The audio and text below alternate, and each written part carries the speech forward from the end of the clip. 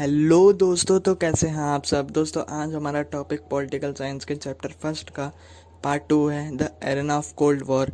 तो चलिए शुरू करते हैं।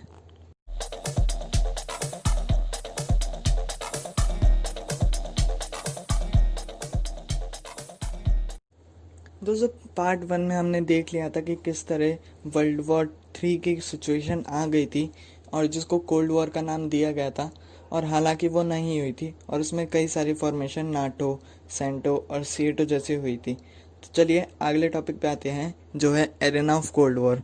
दोस्तों एरेना ऑफ कोल्ड वॉर से पहले रशिया और यूएस का 3 बार आमना सामना हुआ था।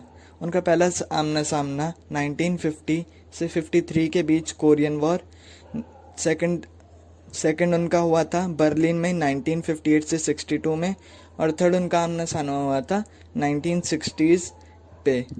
दोस्तों हमारे अगले पॉइंट पे आते हैं, जहाँ पर बताया गया है कि इसमें नॉन एलाइड कंट्रीज़ ने बहुत ज़्यादा महत्वपूर्ण रोल करा था कोल्ड वॉर के कॉन्फ्लिक्ट्स को ख़त्म करने में। दोस्तों कोरिया और वियतनाम जैसे कई देशों में कई सारी जानें खो चुकी थी और इसी के कारण अब कोई दुनिया में वॉर नहीं चाहता था। दोस्तों कोल्ड वॉर को जिन्होंने शांत करा था उसमें सबसे महत्वपूर्ण रोल जवाहरलाल नेहरू का था, जिन्होंने नॉन एलाइड कंट्री बनकर दोनों साइड से दोनों को शांत कराया और बाद में नॉन एलाइड कंट्रीज़ का नाम के नाम से पड़ा। एक ऑर्गेनाइजेशन बन गई जो कोल्ड वॉर के दौरान अपना महत्वपूर्ण रोल अदा करती है दोनों पक्षों को शांत कराने में। दोस्तों यूएसएसआर ने डिसाइड कर लिया था कि वो एक स्टेबल बैलेंस चाहते हैं वेपन्स का, इसलिए उन्होंने एक आर्म्स कंट्रोल एक्ट बनाया जो 1960s में लागू हुआ था। दोस्तों दोनों साइड ने वेपन कंट्रोल को ध्यान में रखते हुए 3 तरह के एग्रीमेंट्स बनाए, जो थे पहला test ban treaty, nuclear non proliferation treaty और तीसरा था एंटी बैलिस्टिक मिसाइल ट्रीटी। दोस्तों तीनों ट्रीटी में न्यूक्लियर वेपन्स को ध्यान में रखते हुए ये ध्यान रखा था गया कि कोई भी कंट्री इस तरह के और ख़तरनाक वेपन्स नहीं बनाए जिससे कि दुनिया में डिस्ट्रक्शन हो। दोस्तों हमारा अगला टॉपिक है चैलेंज टू बायोपोलैरिटी। दोस्तों बायोपोलैरिटी का मतलब यहाँ पे होता है विचारों में भिन्नता।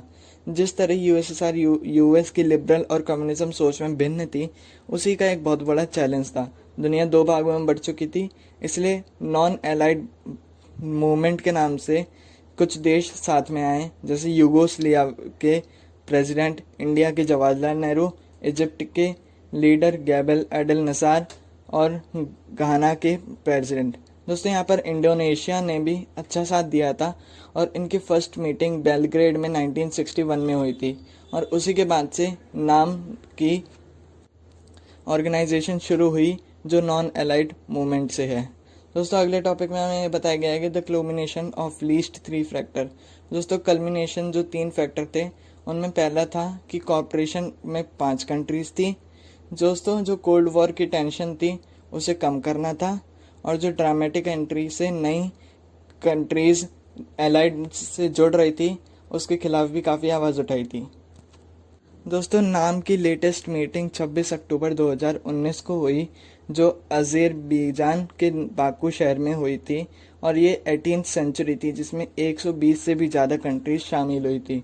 दोस्तों नॉन एलाइड एक प्ले करती है एक्टिव रोल, जो 2 राइवल कंट्रीज के बीच में समाधान रखती है।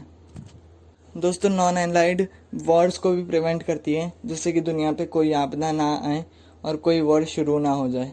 दोस्तों हमारा अगला टॉपिक है न्यू इंटरनेशनल इकोनॉमिक ऑर्डर। दोस्तों जिस तरह से 1960s के बाद नई कंट्रीज आई थी, उसमें किस तरह इकोनॉमिक ऑर्डर में चेंज हुआ था, इस टॉपिक में हम वही पढ़ेंगे। दोस्तों जो नई कंट्रीज उभरी थी जिनका डेवलपमेंट कम था, उनको एक कैटेगरी में रखा गया जो था लीस्ट डेवलप्ड कंट्री।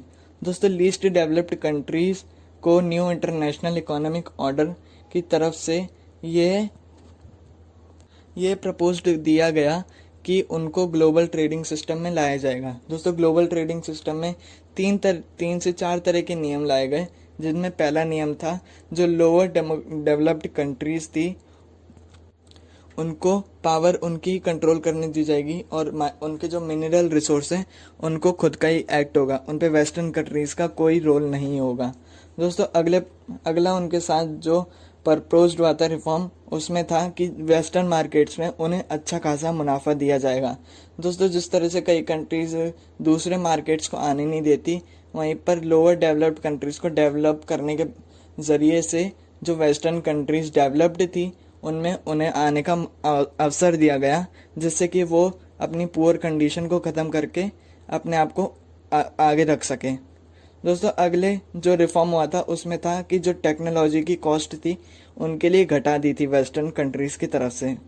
दोस्तों, आखिरी रिफॉर्म जो हुआ था उसमें एलसीडीज को ग्रेटर रोल दिया गया था इंटरनेशनल इकोनॉमिक इंस्टीट्यूट में, जिससे कि उन्हें भी कुछ पावर का महसूस हो। हमारा अगला टॉपिक है India and the cold war. दोस्तों, यहाँ पे कोल्ड वॉर और इंडिया के बीच में क्या था, इसके बीच में यही है। दोस्तों, एक और बात बताते हैं कि 1961 में जो बेलग्रेड में फर्स्ट समिट हुआ था इकोनॉमिक इश्यूज़ के ऊपर, वहाँ पर पहले ज़रूरी नहीं दिया गया था इकोनॉमी को, पर 1970s के बाद इकोनॉमी को बहुत ज़रूरत दी गई थी और उसका इकोनॉमी का इम्पॉर्टेंट इशू बनाया गया था, जिस कारण नाम बनी थी एक इकोनॉमिक प्रेशर ग्रुप। दोस्तों, हम अपने टॉपिक पे वापस आते हैं जो है India and the cold war. दोस्तों, यहाँ पे इंडिया के बारे में है तो इंडिया जो एक मीडिएट कंट्री थी जो दो राइवलरी कंट्रीज़ को शांत कराती थी, उसमें यहाँ पे दो तरह के फोल्ड थे। दोस्तों, पहले फोल्ड में वो ये श्योर रखते थे कि दोनों अलायंस की तरफ किसी और की तरफ ना चले जाए, जिससे कि अनस्टेबिलिटी बने। दोस्तों, दूसरा फोल्ड जो था वो ये था कि जो डीकोलोनाइज्ड कंट्री, जो नई कंट्रीज बनी थी, वो एलाइड के साथ जा रही थी, इसके खिलाफ इंडिया ने काफ़ी आवाज़ उठाई थी। दोस्तों, अगले टॉपिक में ये बताया गया है कि नॉन एलाइड ऑर्गेनाइजेशन थी, उन्होंने इंडिया को इंटरनेशनल स्टेज पर डिसीजन लेने का अवसर दिया था और उन्हें अपना हेड के अवसर में चुना गया था। दोस्तों, यहाँ पर इंडिया ने एक अच्छा रोल करा था नॉन अलाइनमेंट कंट्री की तरफ से, और उन्होंने सुपर पावर के बीच एक बैलेंस रखा। दोस्तों, अगर इंडिया को ऐसा लगता कि कोई भी सुपर पावर उनको छेड़खानी कर रही है या फिर उन्हें बुली कर रही है, तो इंडिया दूसरी सुपर पावर की तरफ टिल्ट कर सकती थी, उनकी तरफ जा सकती थी। इसलिए दोनों सुपर पावर एक साथ रहती थी, मतलब बैलेंस करके रहती थी कि कोई इंडिया को कोई बुली ना करे, जिससे कि नॉन अलाइनमेंट किसी की तरफ हो जाए।